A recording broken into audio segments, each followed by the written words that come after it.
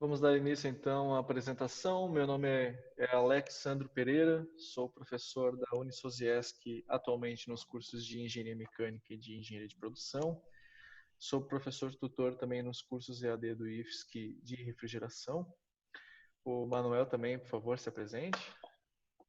Eu sou Manuel Conen Dutra, sou professor do IFSC Campus Tubarão, nos cursos da área de controle e automação. E nós iremos iniciar, então, a explanação sobre o assunto, explorando o potencial da manufatura aditiva em sistemas integrados de manufatura. Inicialmente, essa apresentação ela vai ser disponibilizada no YouTube para a nossa disciplina, né, que a gente está trabalhando, mas também vai ficar disponível aí para os nossos alunos em ocasiões oportunas.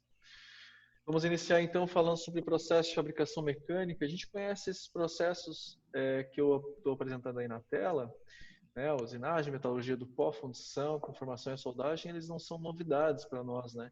O que é novidade para algumas pessoas é de que a manufatura aditiva é um processo de fabricação mecânica, né? Então, a manufatura aditiva ela surgiu aí como complemento a outros processos. Uma coisa que é comum o pessoal perguntar é o seguinte: a manufatura aditiva ela vai substituir os outros processos? Agora só vai ser manufatura aditiva? Bom, ao longo dessa apresentação a gente vai responder essas perguntas, né? Nós podemos iniciar, então, com um breve relato sobre a história do surgimento desse processo, né?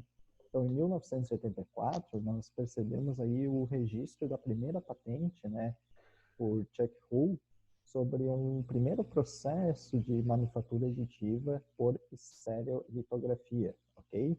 Então, vejam que em 1984 surge a primeira patente aí desse processo. Então, é um processo que surgiu há não tão antigo assim, né?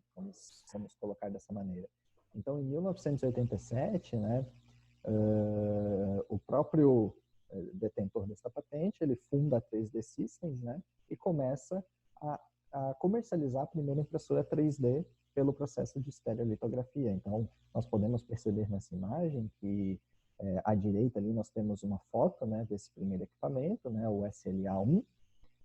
Verificamos que para os moldes atuais parece um computador muito antigo e um equipamento de certa forma ultrapassado, mas que para a época era muito moderno, né? Então nós podemos aí, se traçarmos uma linha do tempo, teremos aí dentro da história em 1974, né, a primeira patente, em 1987 aí o surgimento do primeiro equipamento propriamente dito, ok?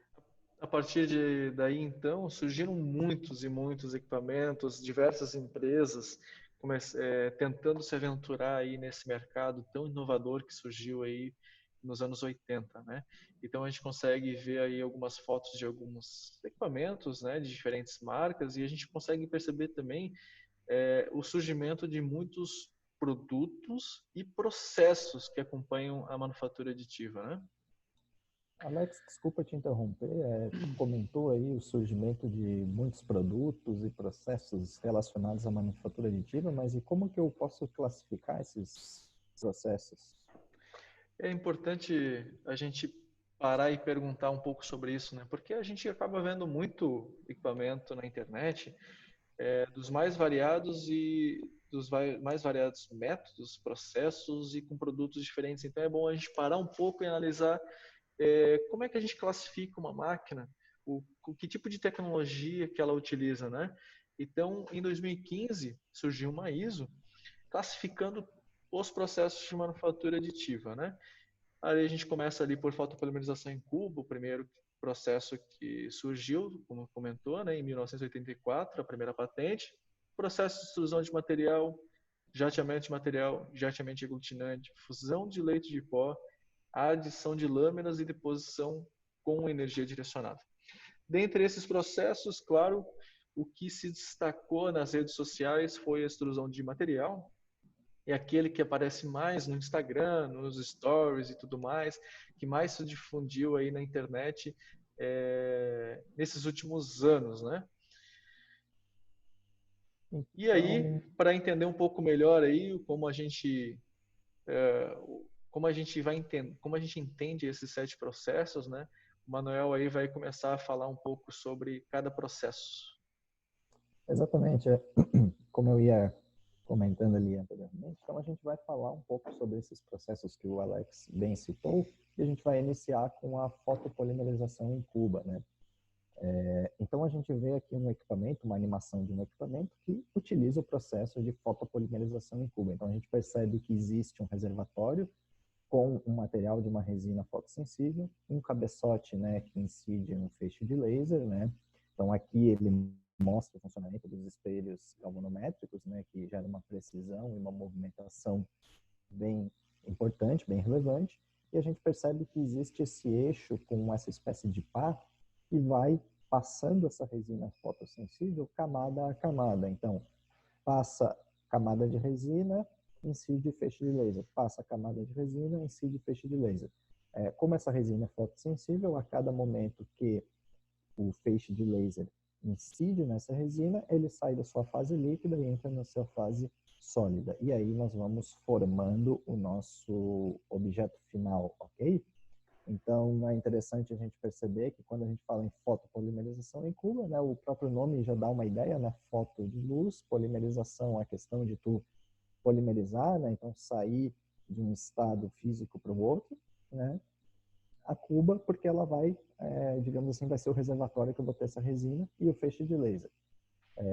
E aí a gente percebe que é necessário ter um suporte, né? Então, quando eu tenho essa peça nesse momento de fabricação, ela vai estar sobre um suporte para que ele estruture o meu material, para que não tenha aí nenhum tipo de deformação ou para que a minha peça fique no melhor estado final possível. Então aqui a gente vai perceber um estado, né, um vídeo aqui, uma imagem de um processo real, né? Então vejam que nós temos ali a nossa cuba com a resina fotossensível, temos o nosso sistema ali no eixo, né, da pá que vai passando as camadas da resina, temos então a incidência do feixe de laser e a fabricação do nosso equipamento, que no caso é a base ali de um carro, que depois na frente a gente vai observar. Vejam que na sequência do vídeo, o operador ele vai começar os processos de pós-processamento do material. Ou seja, lembrem que eu comentei sobre a questão de termos suportes? Então, aqui é necessário. Então, eu tenho lá a minha área de trabalho, que eu tenho o meu sistema com a minha cuba com a resina fotossensível, minha incidência do feixe de laser. Vejam que eu tenho o meu suporte. Então, ele coloca ali os suportes, por exemplo, nas áreas em que eu tenho elemento vazado, né? Então, para que não tenha nenhum tipo de deformação, uma estrutura melhor, né? Porque a gente sabe que esses processos existem diferenças térmicas ali durante o acontecimento, então esses suportes auxiliam nesse sentido. Então é necessário, por exemplo, que sejam feitos alguns pós-processamentos. Então vejam que pós-finalização da fotopolimerização, ele faz a retirada dos suportes e aí depois ele faz um jateamento para limpeza e para algum acabamento de algum desbaste que ficou ali, alguma rebarba, algo do tipo, né? Então ele necessita fazer de maneira rápida, claro, né, algum pós-processamento. Vejam que no final ele coloca esse equipamento numa câmera de luz UV, que nada mais é para finalizar, digamos assim, a secagem dessa resina, né, e deixar o nosso produto final. Então vejam que ele passa pela câmera UV, né? Então ele rotaciona ali para que seja toda a parte do equipamento seja, digamos assim, tenha efeito sobre a luz UV, e aí nós chegamos no nosso equipamento final. Vejam que todo esse carro foi feito pelo processo de manufatura aditiva de fotopolimerização em Cuba. Peraí, Manuel, mas como assim todo o carro? Esse aro aí, por exemplo, com essas hastes bem fininhas, isso aí também foi fabricado por fotopolimerização? Muito bem colocado, Alex. Sim, a ideia era justamente deixar essa curiosidade aí, né? Todo o carro foi fabricado por fotopolimerização em Cuba, inclusive o aro. Então, uma característica que nós iremos encontrar nesse e nos demais processos é a possibilidade de fabricação de peças com geometrias complexas, né, pelo processo de manufatura aditiva como um todo. Então, vejam que o aro, nessa imagem que foi apresentada agora, ele foi fabricado também nesse mesmo processo. Claro, posterior a isso foi feito um pós-processamento com uma ferramenta de corte muito próxima do bisturi, Mas vejam que mesmo aqueles filetes com espessuras muito pequenas, eles são possíveis de ser fabricados pela fotopolimerização em Cuba. E, inclusive, está a imagem ali que fica bem claro essa formatação. Então, respondendo a tua pergunta, sim, inclusive o aro foi fabricado por esse processo. Aqui nós temos, então, um equipamento, né, da Formlabs, como exemplo, né, nós vemos aqui um equipamento que, na faixa dos seus 40.598,64, está na faixa de R$ 40.000, né, um equipamento bem caro, que utiliza essa técnica de fotopolimerização em Cuba. E agora eu vou te fazer uma pergunta, Alex, que talvez saberia explicar o porquê desse equipamento tão caro da Formlabs? Realmente, se a gente parar para pensar, né, um equipamento aí com área de impressão de 10 por 10 centímetros, né, muito diferente daquele equipamento que tu acabou de mostrar para nós, onde tinha uma área de impressão muito maior, né? Aqui nós temos um equipamento muito utilizado aí, ou a proposta dele seria para a utilização em escritórios de engenharia, né? Um equipamento para a gente ter do lado do nosso computador. Como realmente uma impressora convencional que nós temos hoje já, né? Jato de tinta. Esse equipamento da Formlabs, a gente pode ver que ele se diferencia um pouco porque a peça ela não está sendo fabricada dentro com uma estrutura interna na cuba. Tu vê que a peça ela está sendo fixada numa plataforma que está subindo e não descendo como a gente viu até agora. Isso tudo, né? Isso muda por quê? Porque a luz UV ela está sendo emitida a partir de baixo. Então tem aquela estrutura no lado esquerdo aí da imagem, né? A gente tem os feixes de luz UV a partir de baixo. E diferente do processo que tu mostrou para nós, onde utiliza um laser UV com espelhos galvanômetros, aqui utiliza um método conhecido aí na literatura como projeção de máscara. Então, basicamente, tu tem uma projeção inteira daquela camada. Então, imagina, tu tem um projetor, né, que a gente tem em sala de aula, e tu projeta uma camada. O eixo sobe um pouquinho, tu projeta a próxima camada. E essas camadas, elas são feitas de forma contínua. Então, é uma fotopolimerização contínua da peça, aumentando muito a velocidade da peça. O grande desafio realmente na confecção de um equipamento como esse aí é a necessidade de O2 na fotopolimerização. Não é por menos que o Manuel comentou ali da lâmina, né, que ia passando por cima das camadas. A cada camada o eixo descia e passava-se uma lâmina para deixar uniforme. O contato com o ar atmosférico é necessário. Nesse caso aí, não existe um contato do ar, pois a peça ela é fabricada no fundo da cuba. Como isso? Eu estou projetando a luz de baixo para cima e lá no fundo da cuba existe uma membrana. Essa membrana, além de translúcida, né, ela é permeável por O2. Então, eu tenho uma permeabilidade de ar atmosférico na parte de baixo que permite essa oxigenação, digamos assim, da área mais baixa da cuba. Aí vocês podem perguntar assim, bom, mas como é que a peça ela não gruda lá no fundo da cuba, então, né? Se eu estou fabricando ela lá no fundo da cuba. Existe um efeito de zona morta, que é conhecido como zona morta, né, na literatura, que é uma pequena camada onde a luz ela atinge a peça, a resina fotossensível, mas ela não solidifica, ela solidifica a partir de uma determinada espessura. Então essa zona morta, ela impede que a peça ela grude no fundo da nossa cuba. Diferente, por exemplo, esse método aí que é contínuo, a gente tem aqui, por exemplo, uma outra impressora, né? Essa outra impressora aqui chinesa, muito mais barata, ela tem uma projeção de máscaras a partir de baixo da máquina, porém, o eixo Z, a cada camada, ele precisa subir e descer. Esse movimento de subida e descida é para que eu tenha uma oxigenação daquela camada. A gente também percebe na construção, nos detalhes construtivos dessa máquina aí, que a gente não tem aquela lâmina, né, para uniformizar a resina. Isso vai acabar, claro, acarretando em uma peça com um acabamento um pouco inferior, né, do que o da Formilabs. Mas, por exemplo, para peças onde tu pode ter um pós-processamento mais demorado, algo do gênero, né, poderia ser utilizado aí, por exemplo, essa máquina da N-Cubic. O Manuel, de repente, ele pode comentar sobre os materiais utilizados, né, as resinas fotossensíveis agora?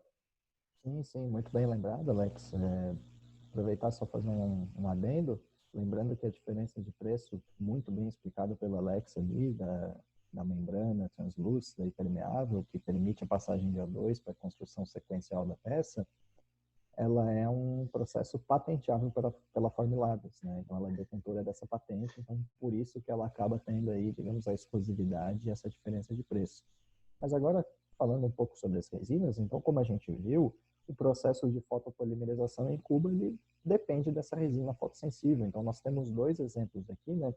Um exemplo de uma resina na faixa de R$ 500, ali como nós temos os exemplos ortodônticos, né, de protéticos, né, fabricação de próteses ou moldes para a fabricação de próteses, onde é uma resina num custo elevado, que nós temos aí uma questão de qualidade, né, de acabamento e de estruturação de material muito melhor, por exemplo, do que a resina do lado, que já seria uma resina de um valor de R$ 100, muito mais barata.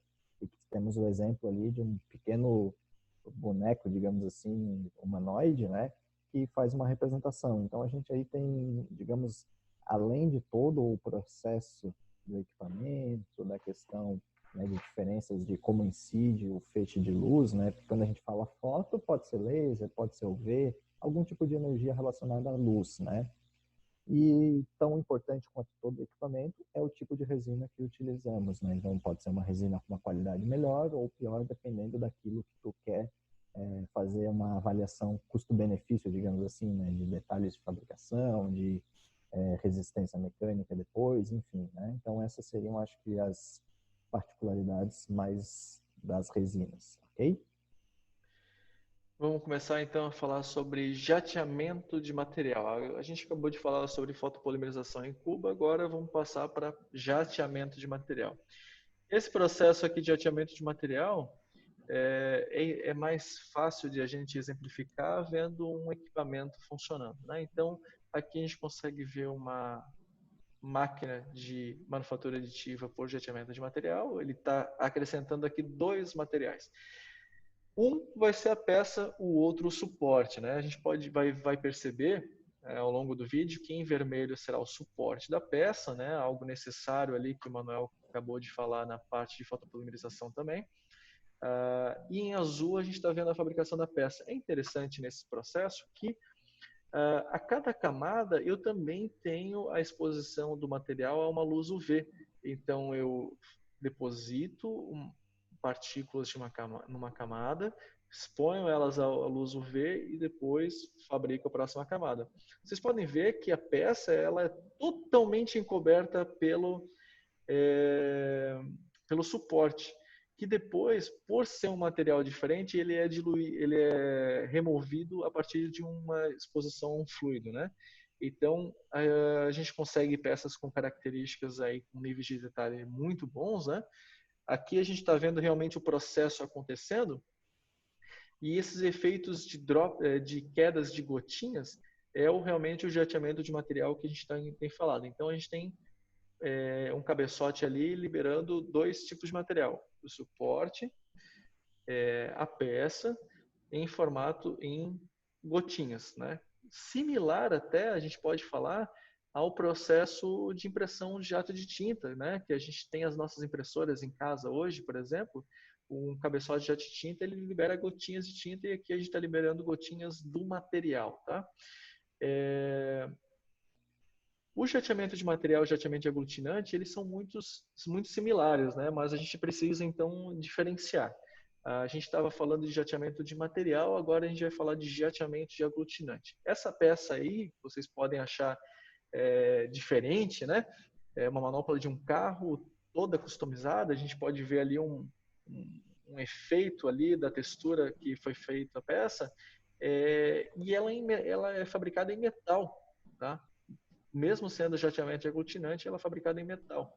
Esse processo de jateamento aglutinante, ele tem características de fabricar peças com detalhes em dimensões muito pequenas. Então aqui a gente consegue ver uma moeda em dólar, uma moeda americana, né? E para mostrar para nós aqui outras peças e o tamanho relativamente ao tamanho daquela moeda. Então, no lado esquerdo, ali em cima, a gente vê uma engrenagem com uma estrutura extremamente complexa, que, claro, provavelmente é só para efeitos comerciais, né? Mas olha só a quantidade de detalhes que tem aquela peça fabricada por esse processo. Aqui nós temos a mesma peça, né, praticamente, muito parecidas, né, as turbinas de motor, fabricadas uma por manufatura aditiva e um por processo convencional um processo subtrativo, né, um processo de usinagem. Para a gente entender a dificuldade de fabricação de uma peça dessa pelo processo convencional, a gente vai ver o equipamento que fabricou essa peça da esquerda. Esse equipamento aí, eu realmente estou ainda para contar quantos eixos tem esse equipamento. Ao longo do vídeo vocês vão ver que realmente ele tem muitos eixos de funcionamento. A peça que a gente mostrou agora está sendo usinada por esses dois eixos, né? Parece uma mistura então de um torno CNC com uma fresa CNC. A gente pode ver que não é um processo simples, é um processo bastante demorado também, né? E em que tu tem muito desperdício de material. E além de tudo, né, Alex, a gente pode perceber como os processos tradicionais de fabricação, né, usinagem, enfim, eles têm a incidência direta da ferramenta, né? Então, além de tudo, além de toda essa questão que tu comentou agora, a gente vai ter um desgaste da ferramenta. Então, a cada tanto tempo é preciso trocar essa ferramenta, por exemplo, essa ferramenta de sangue, fazer sangrar a peça, de cortar a peça ali, né? Ela geralmente tem aquela ponta ali de metal duro, né? De um material compósito, mas enfim, ao longo do tempo ele vai se desgastando e aí é preciso fazer essa troca. Então seria mais um custo e com um trabalho de manufatura aditiva não se teria, né? Exatamente. Vamos ver então como é que seria a fabricação por jateamento de aglutinante. A HP ela domina, né, essa tecnologia justamente por ela já ter uma base muito grande na fabricação desses bicos de impressão. Então, esses bicos de impressão que vocês estão vendo são similares às impressoras jato de tinta. Porém, agora eles não estão liberando tinta, agora eles estão liberando aglutinantes, né? Então, essa tecnologia, a HP ela já dominava. Então, ela fez um aperfeiçoamento dos equipamentos dela, claro, e agora a gente está envolvendo muito mais coisas. Então, a gente tem uma camada de pó metálico depositada, né? Esse pó metálico, ele de boa qualidade, ele tem essa característica esférica, né? Depois de um processo de atomização em pó. Aqui a gente pode ver, de repente, eu vou voltar até um pouquinho o vídeo de novo aqui, ó. Eu faço a deposição do aglutinante em gotinhas na região que eu quero solidificar. Acrescento mais uma camada de leite de pó e faço mais uma vez. Entre essas camadas, eu preciso de novo da utilização de uma luz UV para solidificar esse aglutinante, né? Então, de novo, né? Eu preciso da luz ultravioleta ali mais uma vez para fazer a solidificação do aglutinante entre as camadas. Algo comum até agora, né? A HP ela otimizou esse processo de forma incrível, né? Vocês podem ver que o cabeçote ele não vai e vem, ele simplesmente vai, né? Então ele vai para um lado, quando ele volta ele já vem imprimindo novamente, né? Ele vem soltando o aglutinante mais uma vez. Esse processo intermediário ali, ele já passa a luz UV e já espalha mais pó metálico. E realmente a HP diz que reduzem muito o tempo de serviço disso aí, né? o tempo de fabricação de uma peça como essa. Aqui, por exemplo, a gente vai comentar mais posteriormente, em mais detalhes, mas aqui é uma ideia da HP para uma possível fábrica, né? Então, lá no fundo, a gente tem duas máquinas por fusão e leite de pó, e aqui na frente nós estamos vendo, então, máquinas de jateamento de aglutinante. E é um conceito aí de uma fábrica, então, por manufatura aditiva. Aqui, novamente, mostrando, então, dando ênfase àquela peça, porque a HP ela, está mirando, né, na indústria automobilística, né? Então, por ser uma indústria realmente de volume colossal, a HP ela quer tornar o equipamento dela um equipamento necessário nas linhas de produção de carro, para, claro, fabricação de peças customizadas, né? E Agora aí nós... vamos falar um pouco de fusão de leite em pó, né? Eu vou deixar o Manuel falar agora. Ah, então tá bom. Na verdade, então, dentro da sequência ali, lá no início, quando a gente colocou os tipos de processos, né, como se classificavam os processos de manufatura aditiva, como a gente foi falando, né, fotopolimerização, o que o Alex comentou agora, jateamento de aglutinante, então a gente chega no, desculpem, fusão de leite de pó. Então a gente tem dois exemplos aqui, né, basicamente nós temos do lado esquerdo, na figura desse crânio aqui, então, um molde ortopédico, né, muito personalizado, né? Então, imaginem que para cada indivíduo vai ter uma estrutura craniana diferente e a gente precisa, de repente, de uma prótese, de uma geometria diferente. Então, a fusão de leite de pó permite esse tipo de obtenção de produto, por exemplo. E já no lado direito nós temos a imagem ali de uma dobradiça, né, com uma geometria bem complexa e bem diferente. Mas espera aí, Manuel, uma dobradiça, mas do lado esquerdo ali a prótese é ok, mas para que eu preciso de uma dobradiça tão complexa como essa daí? Pois é, né? A gente olha assim e fica se pensando, pô, por que eu vou ter uma dobradiça desse jeito? Não faz muito sentido. Eu vou lá, compro uma em qualquer local que vai ter a mesma aplicação. Pois não é bem assim, Alex. Na verdade, a gente ter uma dobradiça com uma geometria como essa, por exemplo, onde nós temos esses diversos furos, possibilita que eu tenha uma massa muito menor em relação a uma dobradiça tradicional. E aonde que eu teria aplicações, né? Aonde eu poderia utilizar, por exemplo, esse tipo de dobradiça? Em indústria aeroespacial, por exemplo, né? Onde eu preciso ter uma redução de volume e massa nas minhas peças, para que na estrutura final lá da minha espaçonave, do meu avião, eu tenha uma massa reduzida também. Então vejam que eu consigo fabricar peças personalizadas com características mecânicas, né, propriedades mecânicas desejadas e com geometrias complexas pela fusão de leite de pó. E aí aqui a gente vê um equipamento de fusão de leite de pó, né, para ver o seu funcionamento. Então, basicamente na fabricação, por exemplo, dessas engrenagens, nós teremos uma área de trabalho, né, que muitas vezes a gente pode chamar de berço. A gente tem a colocação do pó metálico, né, e a incidência do feixe de laser.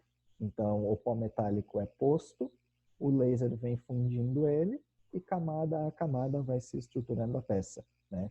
É importante ressaltar aqui que essa camada é passado aquele eixo ali, aquela pá, para deixar a camada de pó o mais uniforme possível, porque a qualidade da forma como o pó é posto vai influenciar diretamente nas características finais de qualidade da minha peça. E aqui nós temos, né, uma peça final. A gente também, assim como na fotopolimerização, usa um suporte para fabricação, né? Vejam que é preciso um pequeno acabamento final, como um lixamento para tirar a rebarba, dentre algum outro.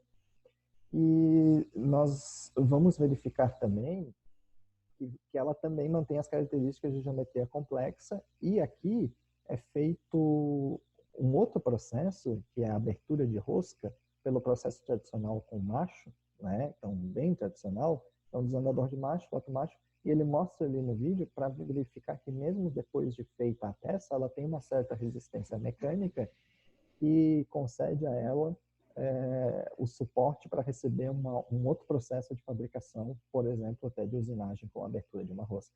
Okay? Então, de certa forma, a fusão de leite de pó fica caracterizada pelo pó metálico, incidência de um feixe de laser, fusão desse material, solidificação, camada a camada. Okay? Manuel, até aproveitando que está se falando sobre fusão de leite em pó, qual é a diferença? Porque alguns papers eles falam em sinterização, né? E outros falam em fusão. Tu poderia explicar essa diferença? Ah, certo. Então, na verdade, quando a gente fala o nome fusão de leite de pó, né, a fusão seria a questão de eu realmente fundir meu material, né, ele se tornar, eu tenho pó, então eu tenho partículas ali, né, moléculas, átomos, enfim, bem internos separados, né, solidificados em forma de pó. Eu incido a energia do meu laser de forma a fundi-los, ok? E aí ele se funde, se vai para a fase líquida, se torna um material único. E ele se solidifica dessa forma. Então, imagina, tinha o pó, tornei ele único líquido, fundi ele único, ok? Quando eu trato da sinterização, como se eu juntasse todas essas partículas de pó, né, e aquecesse ele também de uma forma que ele ficasse junto, mas não pelo processo de fusão, né? Então, o que acontece? O que vai determinar se eu vou fundir ou se eu vou sinterizar são as características de, por exemplo, potência do laser, né? Então, a quantidade de energia que eu vou incidir, né, e que meu material vai absorver a ponto de fundir ou a ponto de ele se ter uma aproximação íntima, né, em termos de material e de átomos, ok? Então, eu posso tanto ter um material fundido como sinterizado dentro desse mesmo processo de fusão de leite de pó. E aí isso vai alterar algumas características dependendo do que eu quero, da aplicação que eu quero, ok? Até aproveitar, então, Manuel, tu comentou ali então dessa sinterização, né, da união das partículas, então, numa região mais externa de cada partícula, né, e não como um todo, como tu bem comentaste. Só que eu acredito que quando eu estou trabalhando com a fusão do leite de pó e não só a sinterização, eu acrescento ao material características mecânicas melhores, né? E por que então o pessoal não faz sempre por fusão por que o pessoal não sempre faz por fusão em vez de fazer por sinterização? Por que ele não faz sempre só por fusão? Isso, se talvez por fusão a gente tenha características mecânicas melhores. Porque, por exemplo, quando eu vou trabalhar num material em que como eu falei, depende da incidência de energia. Então, tem toda essa questão, né, de potência de laser que eu vou precisar, né, para fundir o material.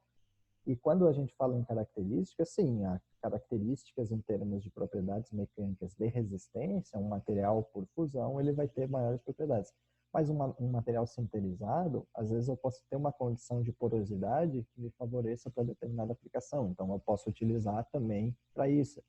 Se eu preciso, por exemplo, um material que tenha alta permeabilidade ou algo nesse sentido, um material sinterizado talvez tenha sua aplicação. Então, ele acaba sendo um pouco flexível nesse sentido. E também a questão da utilização da fonte de laser, da potência que tu precisa para fundir e para sinterizar, que às vezes dá uma diferença considerável.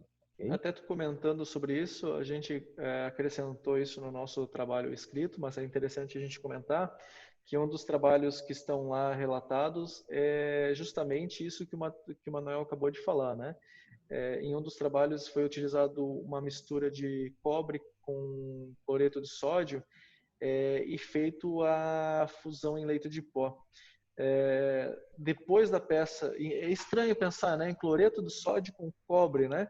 Mas depois que a peça estava pronta, o objetivo do estudo era obter uma peça com alta porosidade. Então, a peça foi lavada com água, o cloreto de sódio saiu com a água, ficou até uma cara bem diferente, né, a peça.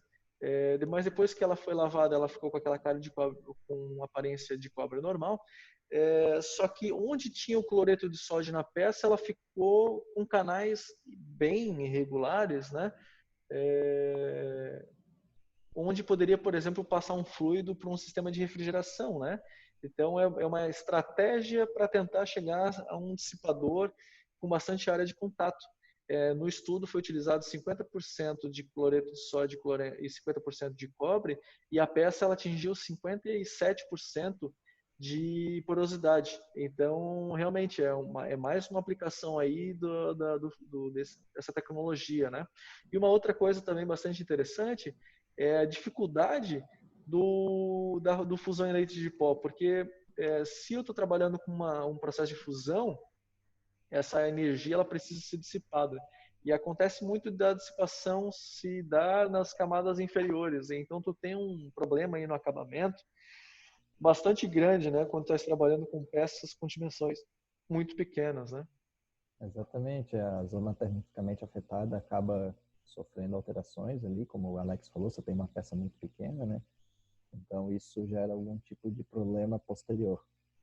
Aqui nós temos então um exemplo de uma empresa nacional que fica localizada na cidade de São José, né, aqui na Grande Florianópolis, Alkmaty, que já está fabricando equipamentos que utilizam tecnologia manufatura aditiva por fusão de leite em pó.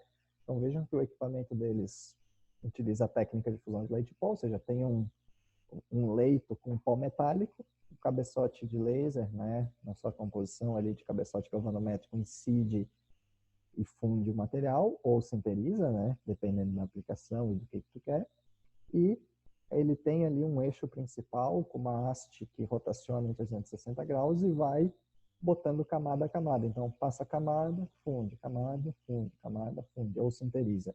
E aí, posteriormente, né, o operador daquele equipamento, ele simplesmente faz a limpeza, tira o excesso de pó e chegamos aí no produto final. É muito interessante, nós percebemos que já temos indústrias nacionais e aqui da nossa região, principalmente, né, que já estão fabricando esse tipo de equipamento. E mais uma classificação seria a adição de lâminas, né? Então, um processo não tão explorado, né? Mas que também existe como formatação de manufatura aditiva. Então, se a gente for pensar, muitas vezes a gente vai utilizar aí alguma incidência de energia para cortar e um rolo de papel, por exemplo, né? Então, a gente vai ter aí incidência de lâminas de materiais diferentes, né? Prioritariamente, né? Se pensa em materiais como papel, né? Alguns derivados da celulose, né? Para que seja feita essa fabricação. Então, nós temos dois rolos ali, né? Um de entrada e um de saída. Essa imagem agora fica bem nítida, né? Então, a gente poderia, por exemplo, ter rolos de papel passando, camada a camada, o laser, por exemplo, cortando e fazendo camada sobre camada. Okay? Mas assim, para que eu precisaria de uma peça fabricada em 3 dimensões de papel? Para o que eu utilizaria isso? Bom questionamento, né? Talvez a gente fique pensando, pô, não faz muito sentido, né? Eu vou ficar gastando aqui para fazer peça de papel, mas se a gente for pensar, por exemplo, que eu consigo fabricar maquetes de cidades com papel, então um escritório de arquitetura, da área de engenharia civil ou algo do gênero, né? Consegue ter equipamentos, por exemplo, essa Cubic SB300 é uma impressora 3D, digamos assim, de papel, né? Então eu consigo fazer protótipos muito rápidos, né? Para fazer vou mostrar aqui o interior, design de interior de um apartamento do meu cliente, eu vou ali imprimo, né? A disposição das paredes, de como que eu quero, tudo em papel, mostro para ele. Então é algo muito mais visual, né, talvez do que funcional, mas tem a sua aplicação aí para a parte de construção civil, eu diria, né?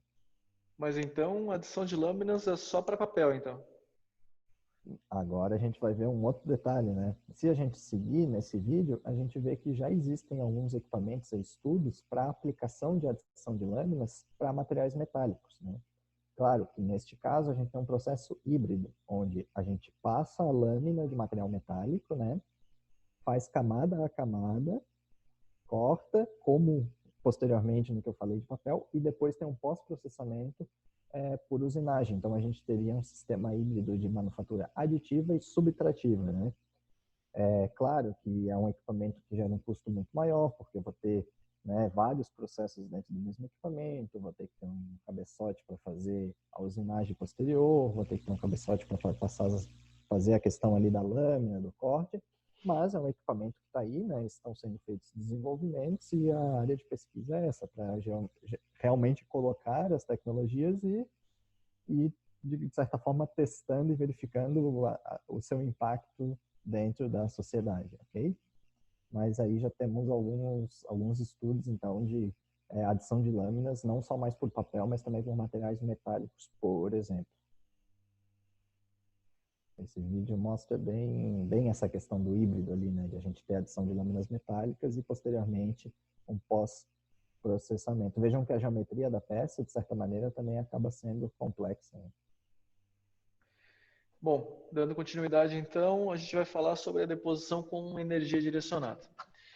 Aqui a gente tem uma ilustração para facilitar um pouquinho, porque a deposição com energia direcionada ela utiliza então, está utilizando aí nessa imagem um feixe de laser como fonte de energia para realmente criar um cordão, né, de material fundido, material de adição. O material de adição continua sendo um pó metálico, similar ao que a gente vem falando até agora, né? Então a gente tem um pó metálico que ele é expulso no bico por ar comprimido, ele atinge o laser e a poça de fusão mudando de estado sólido para líquido, né? Fundindo ali naquele cordão, ok? Eu tenho que ter um gás de proteção similar aos processos de soldagem, né? Então a gente vai perceber que a deposição com energia direcionada ela utiliza na verdade ferramentas já comuns na área da soldagem, agora para fazer não somente a união ou o revestimento, a gente está utilizando aqui também para a fabricação de peças, né? No lado direito, a gente pode perceber ali como ficaria uma peça fabricada camada por camada e a gente percebe, de certa forma, que ele não que ele é um pouco similar àquele processo de extrusão de material que logo a mais a gente vai ver, né? Então eu tenho orientações diferentes para que eu tenha um melhor preenchimento da peça ali, né? Aqui a gente consegue ver uma animaçãozinha para entender como é que isso funcionaria, né? Do lado esquerdo, nós temos então um robô, que na ponta dele a gente tem aquele bico com um laser, o bico também vai expulsar o pó metálico e o gás de processo, né? Agora a gente não vai nem falar em gás de proteção, vamos falar em gás de processo.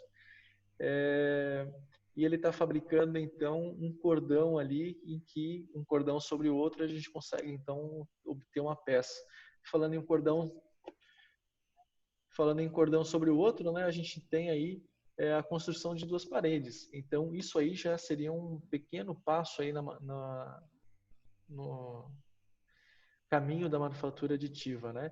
É interessante ver nesse vídeo que a gente consegue ver o pó metálico que não se adere à peça na parte de baixo ali no substrato.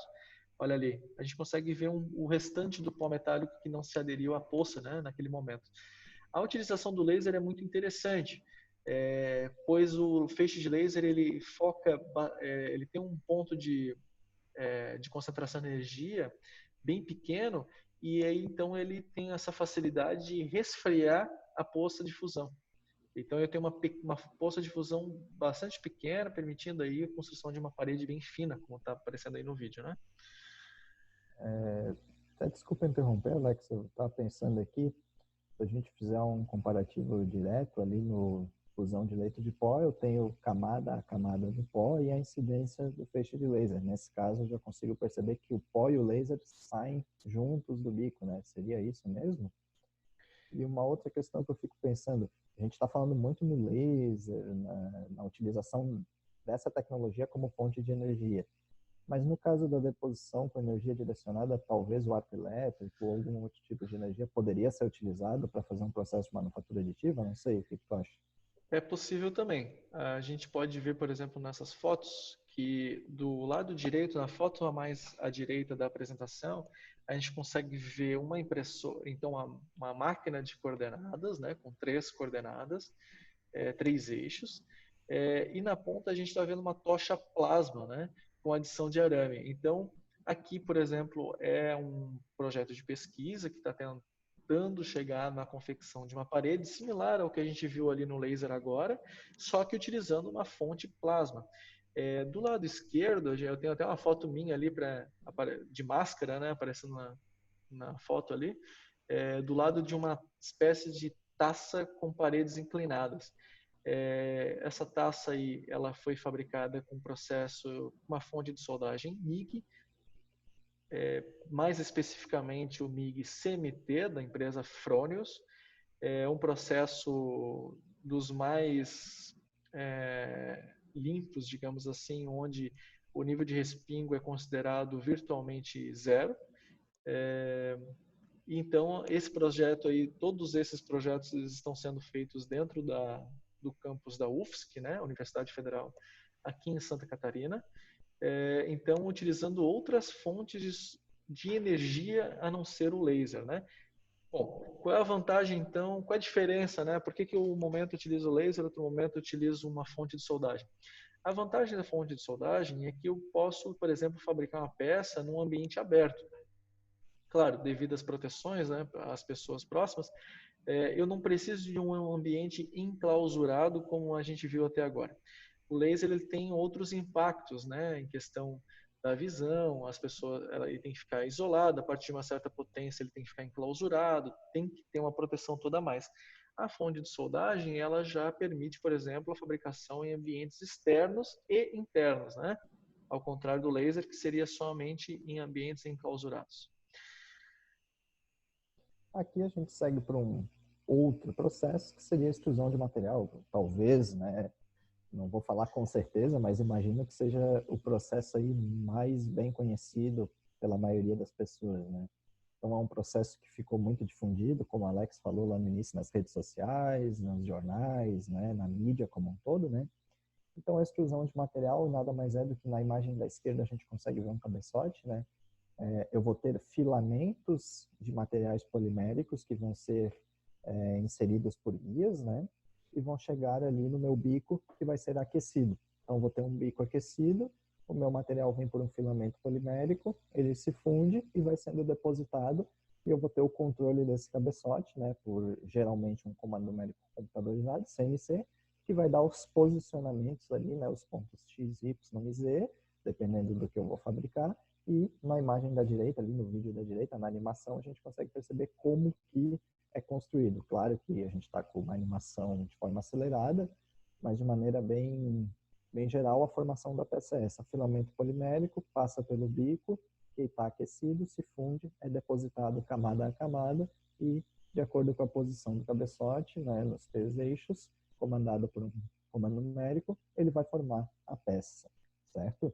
Então, como eu falei anteriormente, acho que é o processo mais famoso das tais impressoras 3D, né? E aí a gente vê a questão da impressão 3D, da prototipagem rápida, com o contexto que nós vivemos aí de pandemia, né, de coronavírus. Então, por exemplo, as face shields, né, que tem aquele suporte vermelho que está posto na imagem da esquerda, nós vemos que aquele suporte é fabricado, por exemplo, com o processo de extrusão de material. E depois é só colocado aquela lâmina de acetato ou de qualquer outro material polimérico para fazer aquela barreira mecânica contra a questão de contaminação. Então, nessa pandemia, se difundiu ainda mais a questão de utilização das impressoras 3D, por extrusão de material, para as face shields, por exemplo.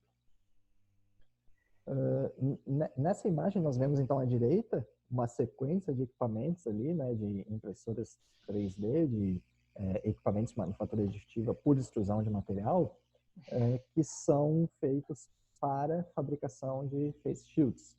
Mas a gente vê que, claro, eles acabam tendo uma personalização melhor, né, e uma possibilidade de fabricação em locais mais acessíveis, e a gente vai falar disso mais na frente, quando entrar mais na integração da manufatura. E ao lado esquerdo a gente tem uma imagem ali que podem gerar algumas dúvidas, talvez, né? É muito comum as pessoas se perguntarem, pô, mas extrusão de material, eu tenho um equipamento de injeção, né, uma injetora que vai ter uma fabricação igual. Então, como eu comentei rapidamente, a extrusão de material ela vai ter essa questão da personalização muito mais, né, a variedade de produtos muito mais aflorada. Agora, se eu quero realmente produzir um equipamento ou um produto único, por exemplo, aquele copo ali, né? Ele é um produto sempre igual e eu preciso de grande volume de produção. Então, uma máquina injetora realmente vai cumprir o papel. Então, a manufatura aditiva, nesse caso, não vem para substituir, mas sim para complementar, né? Ela vem para somar, agregar as tecnologias de fabricação. Então, nós temos aí a questão de poder, né? Ter essa questão de, posso ter na minha casa, posso fabricar, e outras características diferentes da injetora, por exemplo, é a questão de fazer processos por etapa única, né? Então, na imagem da esquerda ali, na fabricação de bases para face shields, por exemplo, ou para outros equipamentos, nós podemos fazer uma extrusão de todas as peças ao mesmo tempo numa etapa única e, posteriormente, só fatiar ali com uma ferramenta de corte e ter diversos aros, por exemplo. Na imagem da direita, a gente já vê uma outra questão bem relacionada aí à pandemia, que são a fabricação dos respiradores, né? Então, nós temos ali uma base, né, em laranja, salmão ali para o nosso pulmão mecânico.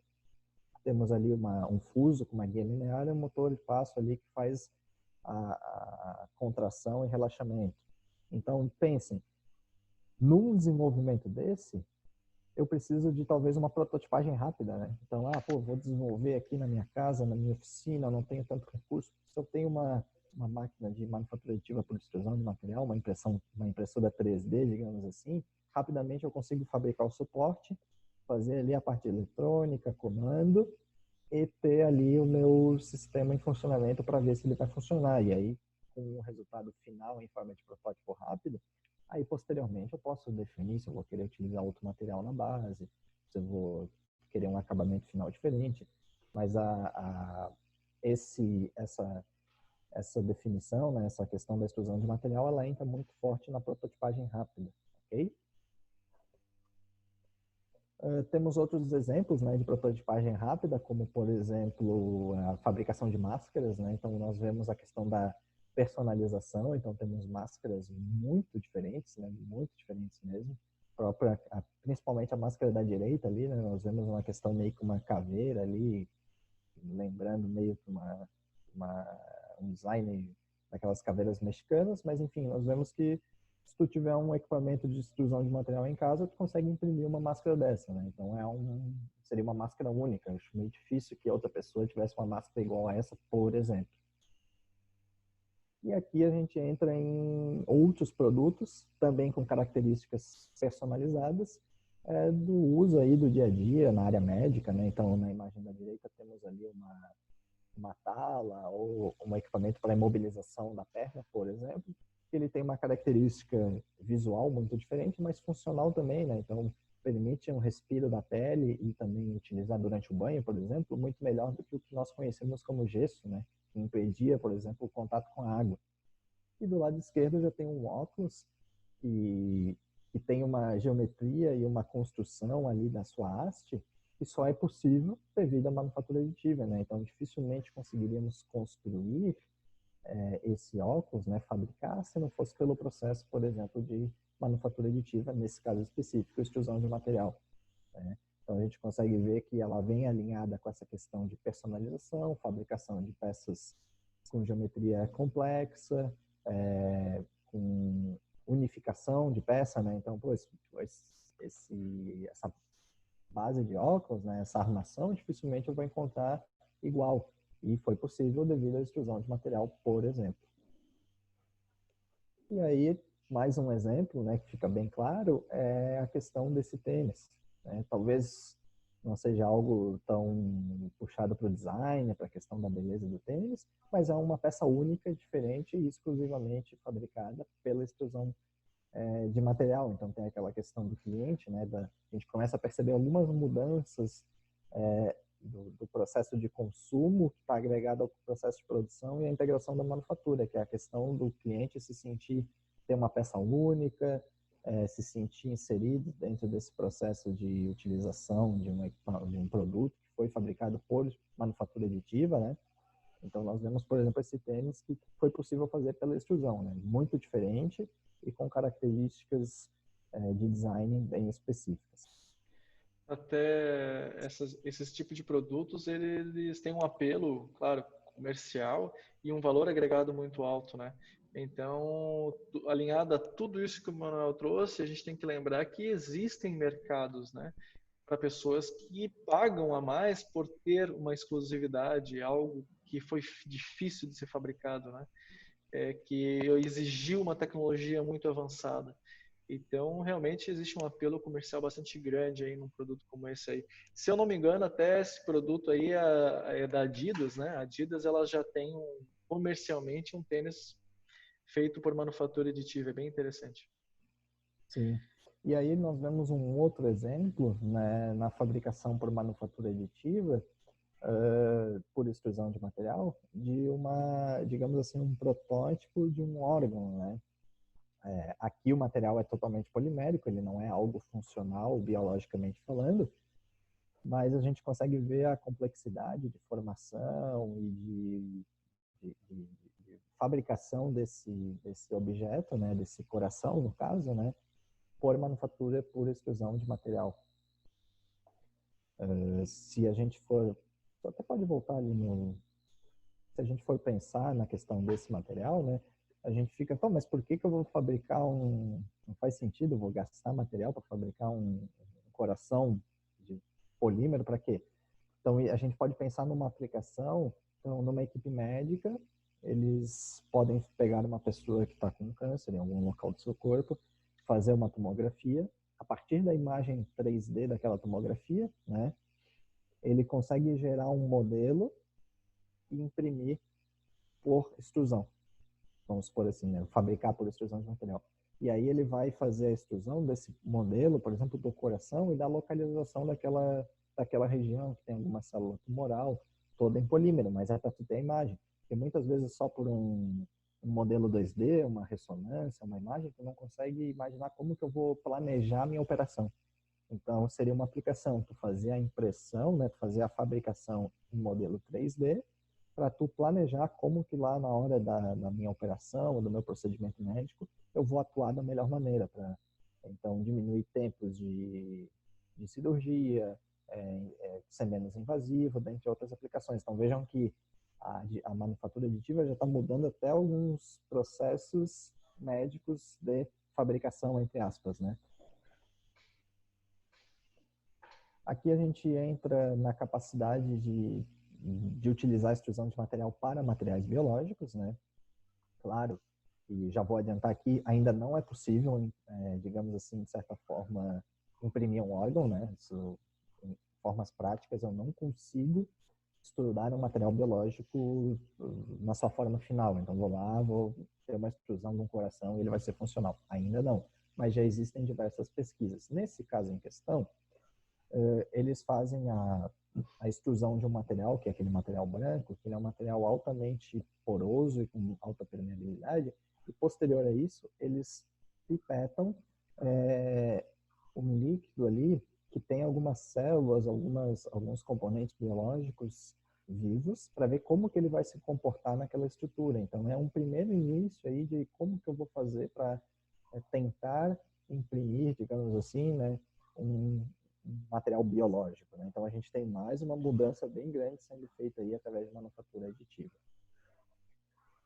Aqui nós temos então a imagem, né, e agora o vídeo desses estudos, né? Então aqui sim, né, nós já temos a extrusão do material biológico. Então lá na primeira imagem eu estudava um material polimérico com alta permeabilidade e pipetava material biológico. Agora eu já estou imprimindo material biológico, então vejam que a estrutura é muito parecida com a que nós vimos até agora, só que ele tem, né, dimensões muito menores do bico, de posicionamento.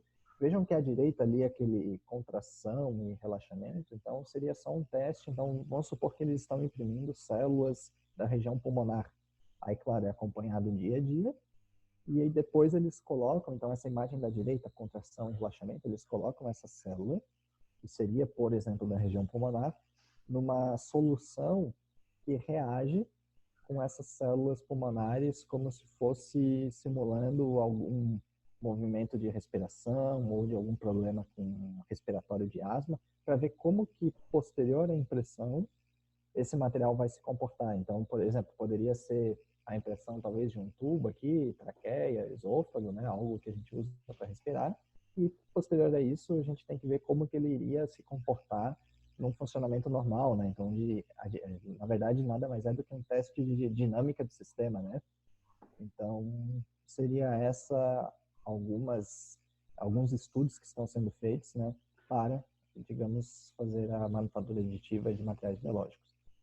E aí já existe, né, um equipamento propriamente dito para fazer extrusão de material biológico, né?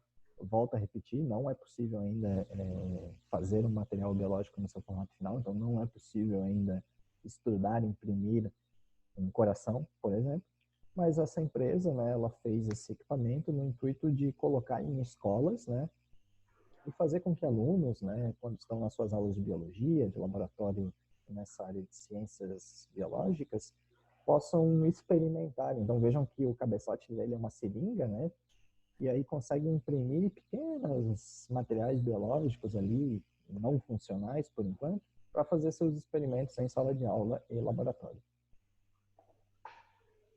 Bom, agora, depois de toda essa explicação, né, eu acredito que todos que estejam assistindo ou que irão assistir esse vídeo, vocês já estão entendendo tudo, né, sobre manufatura aditiva. Agora, mais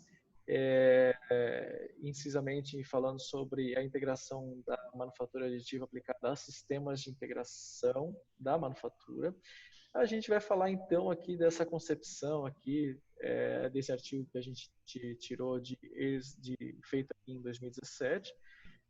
Ele tentou organizar como funcionaria a produção de peças por manufatura aditiva. Então ele criou aqui, ele apresentou aqui a entrada, né, do sistema, que seriam as demandas, os pedidos, né? Como a gente já viu, a manufatura aditiva ela é normalmente aplicada para peças complexas e ou personalizadas. Então a gente tem aqui a entrada de uma demanda, vai iniciar com um projeto da peça, né? Vai precisar fazer o design, o projeto daquela peça em sistema CAD. Um pré-processamento seria o quê? Seria a gente fazer o fatiamento e definir como é que vai ser executada a impressão. Tudo isso é feito num software de pré-processamento, né? Então, quais serão as espessuras de camada, como será o método de deposição daquele material, e chegando numa terceira etapa realmente da manufatura, né, onde seria fabricada a peça no equipamento, né? E o pós-processamento, o Manuel falou lá na parte de fotopolimização lá no início, né, que o cara teve todo aquele pós-processamento, onde ele fez a limpeza, ele removeu o suporte, depois botou na câmera de luz UV, e aí nós teremos a saída do produto. Claro, a gente tem que entender que no meio a isso também a gente tem a entrada de recursos, né, que seriam normalmente aí os materiais, seria a resina fotossensível, seria o material polimérico, seria o pó metálico, seria um arame metálico, enfim, a gente tem então ali no processo de extrusão de material que a gente acabou de falar, a gente teria ali o ABS e o PLA, né? Então a gente tem, para cada tipo de processo que a gente acabou de classificar, a gente tem diferentes recursos de entrada. E as perturbações do sistema, claro, inerentes de qualquer processo de fabricação, né? Então, a ideia desse trabalho, desse artigo que a gente está apresentando uma imagem única, né? É difícil compactar tanta informação, mas seria então uma representação de um layout aí de um processo de manufatura aditiva integrado em sistemas de manufatura, né? Exatamente, Alex. Acho que a ideia, né, foi trazer um primeiro aspecto conceitual e técnico de manufatura aditiva, que é o que a gente está trabalhando aqui, né? Então, entender o que é isso, porque se eu quero utilizar esse processo, eu preciso entender como ele funciona. E agora trazer um conteúdo mais da aplicação dele em sistemas de integração da manufatura. Então, como que se encaixaria, como é que eu linko a manufatura aditiva com os atuais sistemas de produção, com uma linha de produção? Então, como tu bem falou naquele primeiro artigo, ele traz um possível layout, né, para mim inserir dentro da minha fábrica, do meu sistema de produção, uma célula ou uma linha ali, né, de manufatura aditiva, ok? E aí aqui a gente traz alguns exemplos, né, de como a manufatura vem sendo aplicada, a manufatura aditiva no caso, em diferentes indústrias, né, em diferentes ramos de produção, e quais as diferenças, o que ela vem trazendo. Então, a gente vê, por exemplo, nesse artigo de Grunewald de 2016, né, que aborda aí as novas oportunidades, né, e os novos desafios da da impressão 3D na indústria de óleo e gás. Então, tipicamente, essas indústrias, elas são indústrias que têm um difícil acesso para a fabricação. O que seria isso? Vamos imaginar uma plataforma de petróleo, né? Uma plataforma de petróleo, muitas vezes, né, para a produção ali, para a extração do petróleo, ela fica a quilômetros da costa, no meio do mar. E também a sua característica específica de produção ali, com perigo de explosões, tal, às vezes demanda que não se tenha, por exemplo, um centro de usinagem. Então, quando a gente fala na indústria de petróleo e gás, por exemplo, para difícil acesso, quer dizer que, tipicamente, eu tinha uma plataforma de petróleo como exemplo, aconteceu algum problema, eu preciso de uma peça. Tinha que ir num helicóptero, voltar para o continente, fabricar essa peça, ou encomendar, ir buscar, trazer para a plataforma e repor, numa manutenção, por exemplo, certo?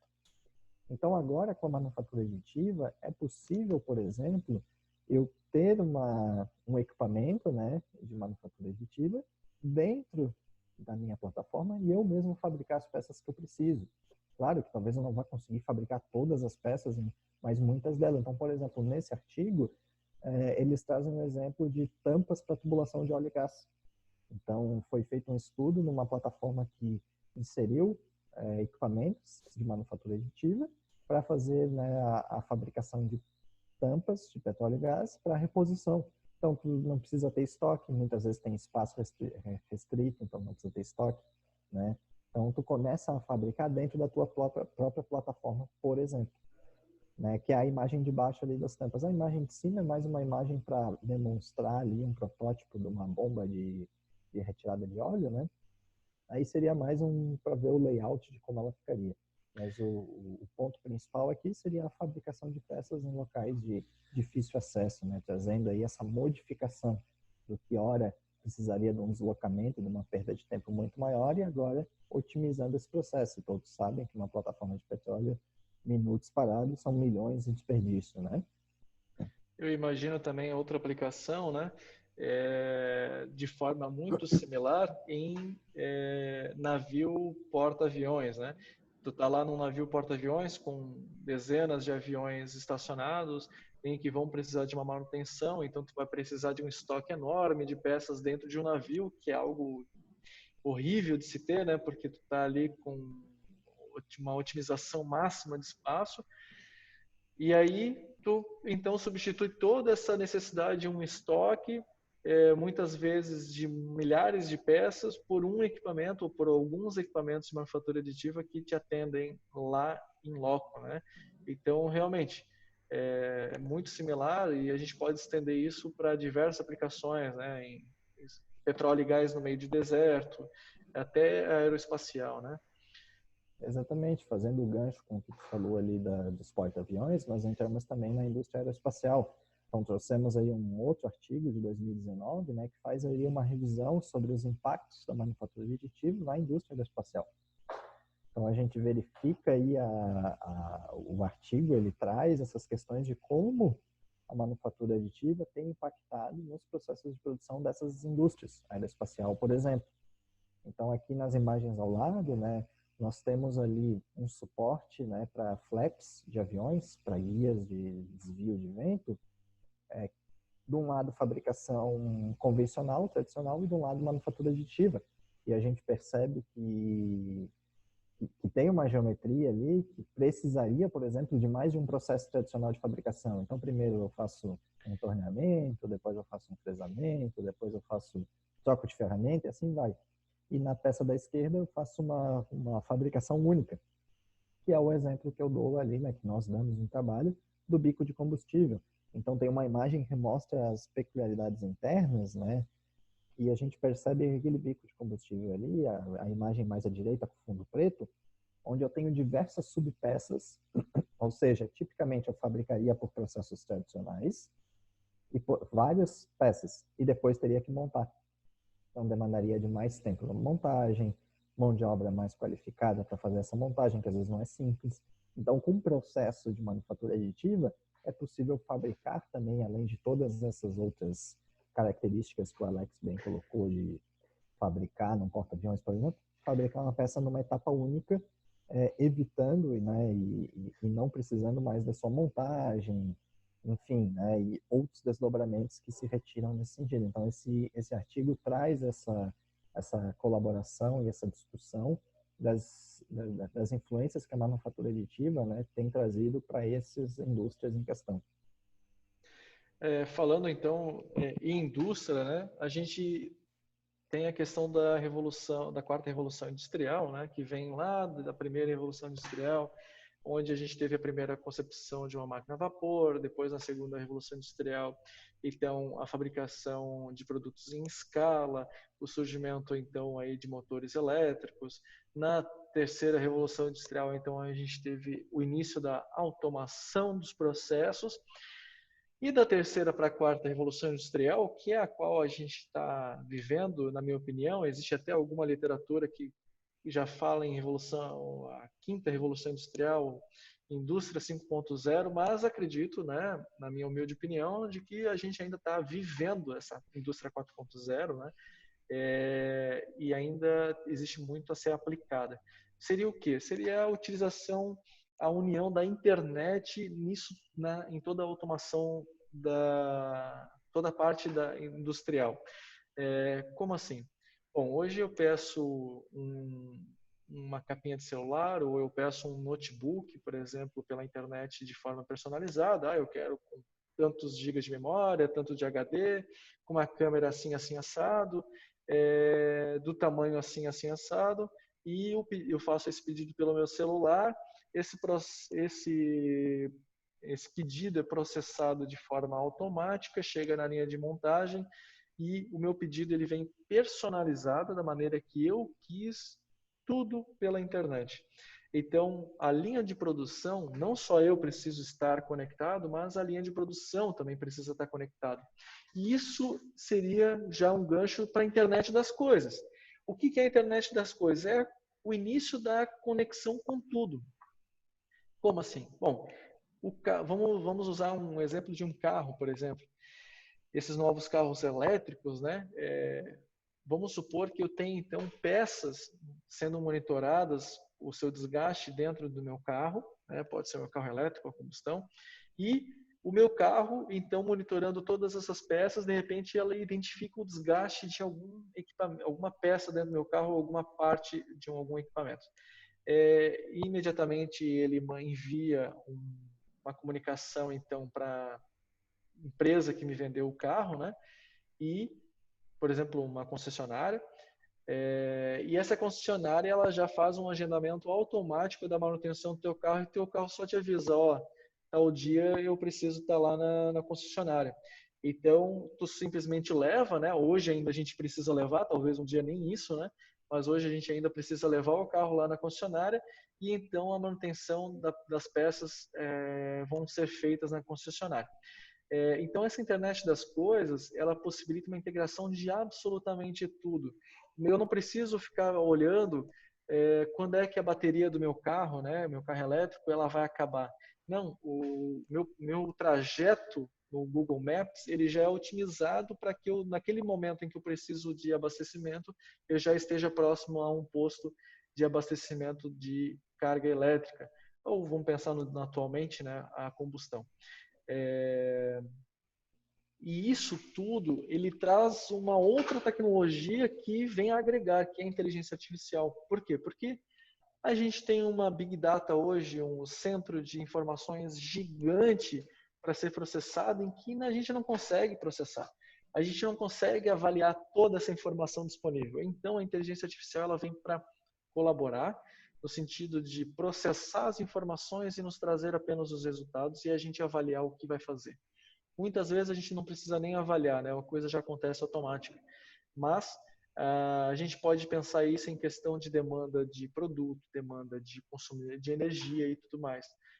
Hoje, muito do Big Data já é processado no sentido de que os produtos que estão sendo fabricados hoje na fábrica, eles estão sendo produzidos para atender uma demanda que logo se tornará demanda, pois é uma coisa que está sendo consultada no Google. Então, toda essa geração de informação pode ser processada por inteligências artificiais que vão colaborar no processo industrial. E onde é que entra a manufatura aditiva nisso tudo? Bom, a gente falou até agora várias e várias vezes que hoje o padrão de consumo tem mudado muito. Então, as pessoas elas não querem algo igual, elas querem ser únicas, elas querem algo diferente, elas querem serem atendidas de maneira exclusiva. Então, hoje eu posso fazer um pedido de uma peça, de um equipamento, de algo que não exista, e uma máquina de manufatura aditiva simplesmente produz e me fornece e chega na minha casa pela correspondência. O meu carro que eu comentei antes, né, ele vai chegar lá na concessionária, e em vez da concessionária ter um estoque de peça ou ter que gerenciar um monte de pedido da fábrica e não sei o quê, ela pode ter um dia antes já pôr uma máquina de manufatura aditiva, ter fabricado a peça que ela vai ser feita a manutenção do meu carro, reduzindo a quantidade de estoque. Então, aquele layout que a gente apresentou ali no início, né, aquele layout bastante simples até, ele pode ser aplicado para muitas situações das quais que a gente está falando. Bem em cima disso que o Alex bem colocou, né? A gente consegue, então a gente veio passando ali sobre a questão da manufatura aditiva, o que é, como funciona cada classificação. Entramos aí nas aplicações, nas diferentes indústrias e setores de serviço que estão inserindo em seu espaço de fabricação manufatura aditiva. E baseados em pesquisas bibliográficas e revisão de literatura, a gente está trazendo alguns exemplos e unindo aí com a questão da indústria 4.0, que está muito pautada na manufatura aditiva, como o Alex bem colocou. Então, por exemplo, a HP, né, já sendo pioneira na área de impressão, digamos assim, né, e na área de informática e diversas outras áreas de tecnologia, ela propôs uma fábrica limpa de peças metálicas. Então, nós percebemos aí à esquerda, né, ali onde tem um operador em vermelho, mais à esquerda da foto, um equipamento de fusão de leite pó, e os demais ali, né, todos equipamentos de manufatura aditiva. Então, o que acontece? Seria uma proposta de uma fábrica, um centro completo de usinagem, né, mais limpo, sem estoque. Como que ocorreria, por exemplo? Poderia estar no centro da cidade, como o Alex bem colocou ali anteriormente. O cliente entra no site, dá 3, 4 cliques, escolhe as suas peças e elas são impressas e fabricadas, né? Ou esse setor de fabricação poderia estar inserido numa concessionária, como o Alex falou, e ao mesmo tempo que eu estou no meu carro, o sensor verificou, determinada peça ali, o disco de freio está meio desgastado, tem que trocar. Ele já manda uma mensagem para a concessionária que chega nessa parte da concessionária, nesse centro de fabricação, já imprime um disco de freio novo do modelo específico daquele carro. Quando o cliente chega na concessionária, ele já está com tudo pronto, só troca e acaba não dependendo de ter que ter estoque para reposição de peça, fazer compra, enfim, né? Então, a gente começa a perceber as mudanças que essa integração de vários sistemas, que essa integração da indústria 4.0, onde a manufatura aditiva está fortemente inserida, traz para os diferentes processos produtivos e da integração da manufatura, né?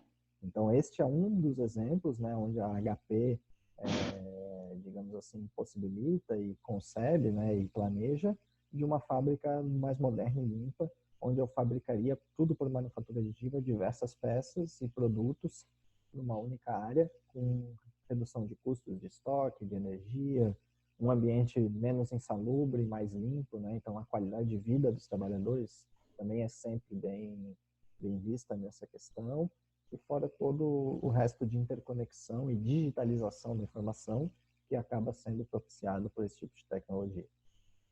Esses equipamentos à nossa direita ali de jateamento de aglutinante, que a gente já comentou, eles foram lançados no final de 2018 pela HP no valor de $500 mil, né? $500 mil então, por equipamento.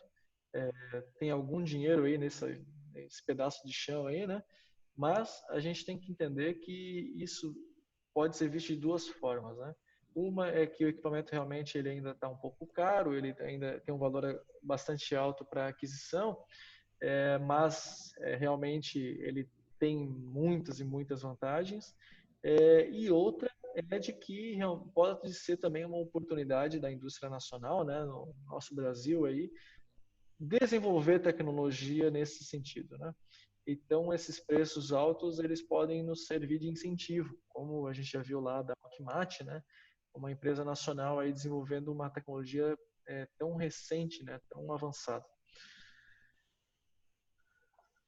Na sequência aqui a gente traz um outro artigo muito recente, né, desse ano, inclusive, de 2020, né, que explora essa inter-relação entre a manufatura aditiva e a indústria 4.0, né?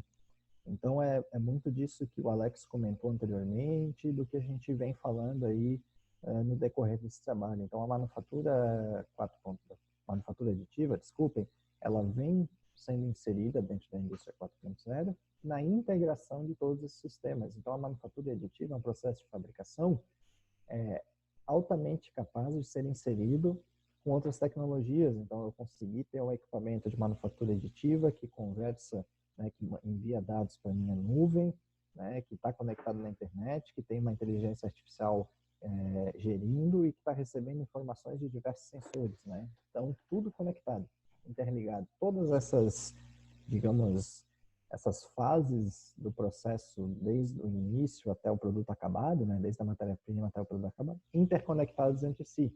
Né? E aí, na sequência, a gente vai ver como isso vem se alterando os processos produtivos. Então, por exemplo, no caso desse artigo do Farish, 2015, ele traz o exemplo da empresa Volvo, né, que começa, né, inicia um processo de inserção de setores de manufatura aditiva nas suas linhas de produção. Então, é muito daquilo que o Alex comentou, desde manutenção, né, então, nas áreas em que o carro verifica algum problema, manda um sinal e eu posso imprimir aquela peça, né, eu posso fabricá-la por manufatura aditiva, até mesmo na confecção de um novo carro, onde o cliente, ou seja ele interno ou externo, né, entra no site ou no sistema, vai dando os cliques, dizendo, eu quero meu carro com a porta de tal cor, o painel de outra cor. Claro, ninguém faria um carro todo colorido, mas enfim, né, permite que tu vá customizando o teu produto de acordo com a demanda específica personalizada, né? Então, esse artigo traz muito a vivência, né, e a colocação dessa grande empresa automobilística, que é a Volvo, na produção de seus automóveis por manufatura aditiva. Aqui a gente consegue ver, por exemplo, a integração de um processo de fabricação tradicional, um processo de fabricação subtrativo, né, que é o de usinagem, um centro de usinagem por comando numérico, utilizando aí uma fonte de soldagem da Fronius, como a gente já havia comentado, né, essa fonte de soldagem da Fronius aí, ela está sendo utilizada como fonte de energia para a nossa impressora, né, para o nosso equipamento de manufatura aditiva. Então, olha só a ideia desse projeto, né? Esse projeto 2010 é realmente eliminar etapas. Então, em vez de eu fazer a execução de uma impressão 3D né, em metal e depois remover daquela região, eu levar para um centro de usinagem para dar um acabamento, agora as coisas estão unidas. Né? Eu não tenho etapas entre os processos. E ainda mais, eu posso usinar uma peça e depois de usiná-la eu posso realmente depositar algumas camadas, fabricar uma peça em cima de uma peça já usinada e ainda dar acabamento. Então eu posso fazer um mix de processos com esse equipamento aí que é integrado com a manufatura aditiva e a subtrativa.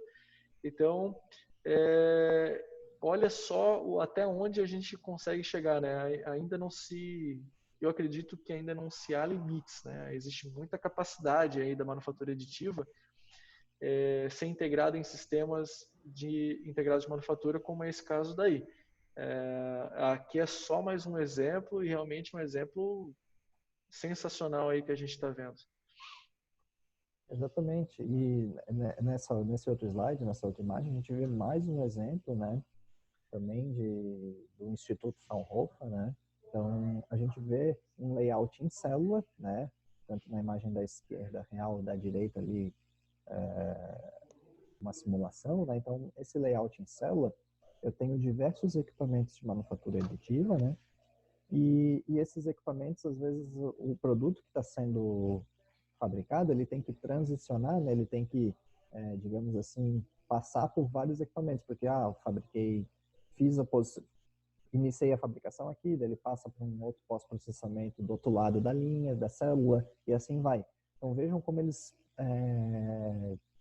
integraram a manufatura aditiva num layout celular, onde nós temos um robô que faz a movimentação das peças entre equipamentos, ou seja, eu faço a entrada do meu equipamento ali pela esteira, na imagem da esquerda dá para ver bem, o robô vai movimentando, né, essa peça, né, esse material inicial pelos equipamentos, né, de manufatura aditiva, enfim, e depois ele devolve ao final. Então foi feita uma integração, digamos que do início ao fim ali, para que eu tenha um layout de célula integrada à manufatura aditiva, onde eu boto a entrada do meu produto e recebo o produto final na sua saída.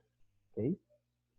Bom, qual é a conclusão disso tudo, né? Disso tudo que a gente vem falando? Bom, a manufatura aditiva, que inicialmente para algumas pessoas ela pode parecer apenas utilizada para prototipagem rápida, depois de todo esse levantamento de todas esses artigos que a gente apresentou, ele se mostra como um novo processo de manufatura, onde existe muita pesquisa em cima da integração dela em sistemas integrados de manufatura, para que exista uma redução de tempos, exista uma otimização do processo. A gente falou ali da internet das coisas, a indústria 4.0, utilizando a manufatura aditiva como uma ferramenta excelente para atingir esses objetivos, né? E a gente traz esse gráfico, então, do IAL de 2016, um trabalho que foi apresentado também ali na parte escrita do nosso trabalho.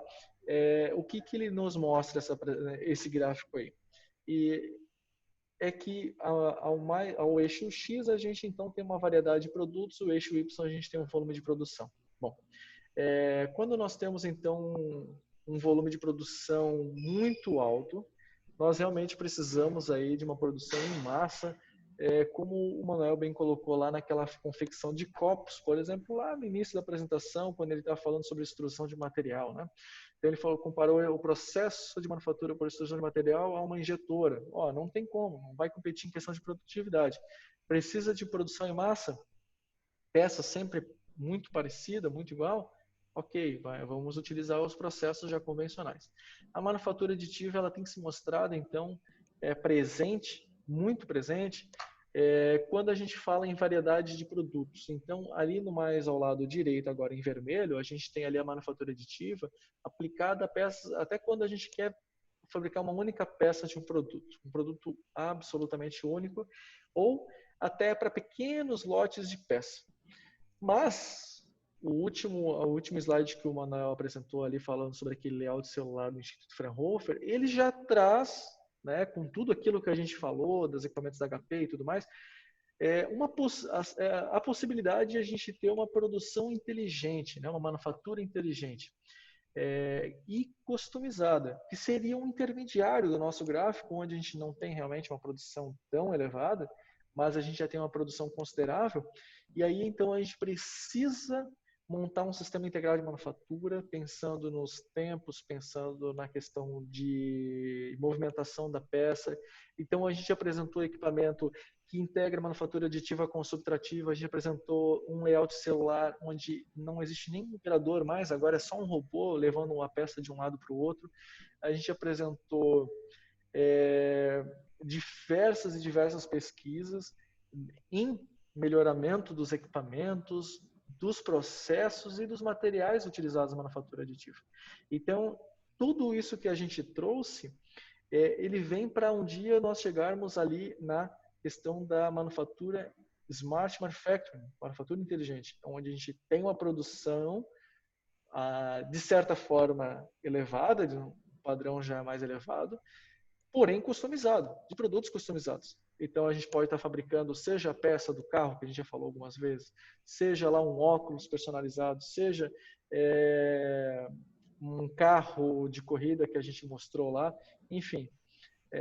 a manufatura aditiva ela vem com todas esse pacote de tecnologia para o momento a gente chegar ali na produção inteligente, na smart manufacturing, onde a gente tem um certo volume, mas com peças personalizadas. Contribuindo para isso que o Alex falou agora, nas considerações finais, né, a gente entra muito nessa questão das peças personalizadas, então, né, então temos esse exemplo, né, dessa torneira, digamos assim, onde ela é uma peça que custa em torno de R$ 14.000, mas que é altamente personalizada, né? Então, nós podemos perceber que ela tem esses furos passantes no corpo dela, né? E a água, ela passa entre as canaletas, ela não passa ali no meio por algum tipo de cano translúcido ou nada do tipo. Então, tu não vê a passagem de água somente quando ela, né, sai, por mais que estejam aqueles furos. Então, tu vê que é um equipamento altamente personalizado, único e que é fabricado por manufatura aditiva. E os perfis dos consumidores vêm mudando nesse sentido. Cada vez mais a pessoa quer se sentir única, com aquela peça única, ter aquele sentimento de pertencimento. Então, a gente percebe que a manufatura aditiva contribui para modificar o perfil, né, de produção e trazer valor agregado, né, a um produto, né, por mais que a gente entenda que é caro, mas existe, inclusive em redes sociais já foi divulgado alguns vídeos de casas de alto padrão com esse tipo de torneira, né? E que as pessoas compram por esse fato de ser um produto único e diferente, não ter igual, ok? Aproveitando em falar em coisa única e diferente, por exemplo, aplicações ortodônticas, né? Onde, por exemplo, o projetista que fez, né, seja o dentista, um engenheiro que fez esse modelo de arcada dentária aí, por exemplo, para aplicação em uma pessoa, ela vai ser aplicada apenas a uma única pessoa, porque ela só vai se encaixar naquela arcada dentária daquela pessoa. Então, a área ortodôntica, ela já tem muita pesquisa na utilização para desenvolvimento de prótese personalizada para as pessoas. Então, é uma prótese única, né? Então, é mais uma só aplicação aí da manufatura aditiva e um exemplo de um mercado aí que vem surgindo. E aí aqui a gente já tem exemplos, né, da manufatura aditiva para peças com geometria bem complexas, né? Então nós podemos observar em todas essas peças que são postas na imagem a complexidade da sua geometria, seja nos rotores ou seja naquelas peças de engrenagem dentro de engrenagem, né, onde a gente tem diversas geometrias com ângulo, então dente de engrenagem, aqui também é mais um exemplo, né, de um rotor, digamos assim, né, então com eixo ali, então vejam que ele faz todos os detalhes, desde angulação, rasgo de chaveta, enfim, toda aquela geometria complexa ele faz numa etapa única de fabricação pela manufatura aditiva. E claro, às vezes depende de um pós-processamento, mais para tirar uma rebarba ou algum acabamento superficial, mas no todo ele fabrica o objeto com a geometria. Então, a gente consegue perceber, e isso acho que ficou bem colocado no decorrer da apresentação, que a manufatura aditiva ela vem com essa questão de trazer a possibilidade de peças de geometria complexa, ao mesmo tempo que traz peças personalizadas, e ao mesmo tempo a gente consegue integrar tudo isso com as novas tecnologias para sistemas integrados de manufatura inteligentes. Bom, infelizmente a gente não consegue ouvir as dúvidas neste momento, né? Mas a gente fica realmente aberto aos contatos aos nossos alunos que futuramente vão assistir essa aula também, ao professor que vai assistir essa aula também, e a gente fica aberto aí depois a futuras dúvidas, né? E até o momento a gente agradece bastante a atenção de todos. Eu sei que foi uma aula bastante extensa, mas é um conteúdo que não dá para comprimir demais, porque realmente ele exige uma bagagem muito grande, né?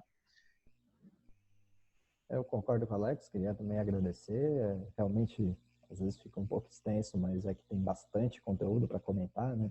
Desde a parte dos conceitos de manufatura aditiva, onde vem sendo aplicado, a modificação dos sistemas de produção na atual realidade, aí, indústria 4.0, integração de sistemas, até a gente chegar aí nas considerações finais, né? Mas também, como o Alex falou, a gente fica à disposição qualquer dúvida e agradecemos a todos. pela,